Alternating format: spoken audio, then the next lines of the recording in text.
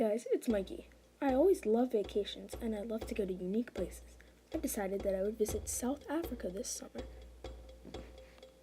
I saw so much and I'm beyond thrilled to show you everything I saw there.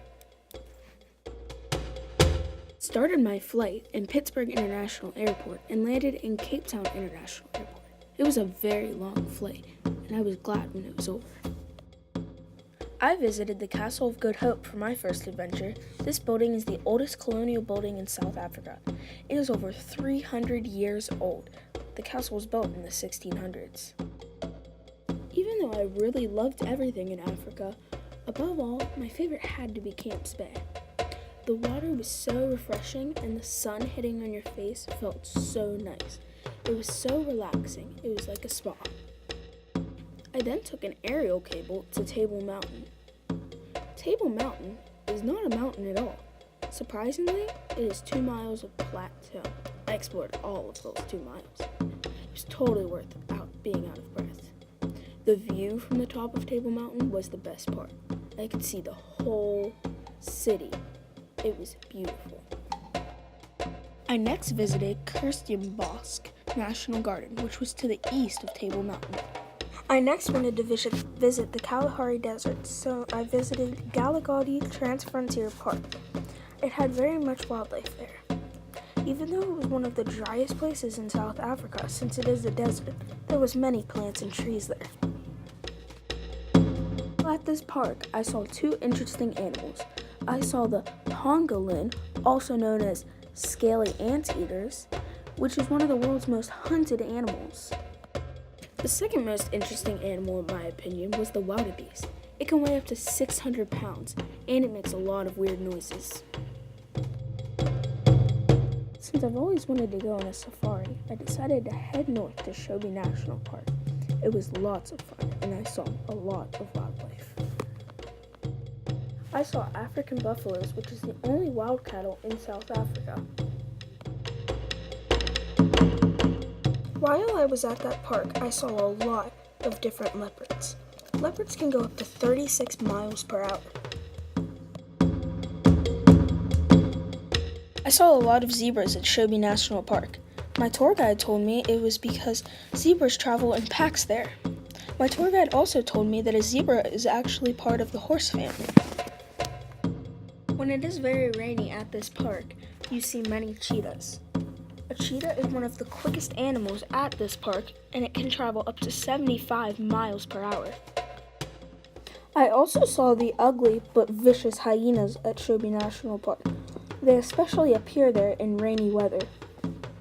I also saw an interesting animal called a kudu. It is part of the antelope family. Since I was so close, I decided to go to Victoria Falls. Victoria Falls is a waterfall that flows into the Zambezi River. While at Victoria Falls, I visited Devil's Pool. Devil's Pool is where you can swim up to the edge of Victoria Falls and see the waterfall. I also decided to take a risk and bungee jump from this bridge. This bridge is 420 feet high. Next, I visited Kibale National Park in Uganda. It is actually a rainforest. Kibale has very many trees, and they are very exotic. This rainforest had over 1,500 chimpanzees. After learning how a lot of animals and wildlife live in South Africa, I decided that this would be the best time to learn about how Africans live. I went to Nairobi, Kenya. It is a beautiful city, but it also has a lot of wealth and poverty.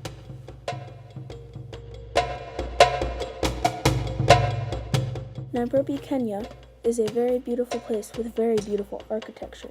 But in Kenya, 45.2% of people are under the poverty line. That means almost half of the people in Kenya are in poverty. I took this picture in Kibera, Nairobi. Kibera, Nairobi is right beside the city of Nairobi. It looks completely different from this last city, but it is actually within miles of each other. As you can tell, my trip was going great until I went to this place, Mogadishu, Somalia. Here, I realized there was no government, but it was ruled by different gangs. There's even different resources that tell and warn for tourists not to go here. Obviously, you can tell I didn't see that. Since I was already there, I decided to explore. I went to the Union Mosque and I went to the Mogadishu Cathedral. Next, I decided to visit Timbuktu, Mali. You've probably all heard of it before. I visited this place because of the beautiful architecture there. I visited the Jingberger Mosque there. It is over 600 years old and it is made out of mud and water. Here's a map of all of the things I did in Africa. As you can tell, I visited a lot of Africa and had a lot of fun.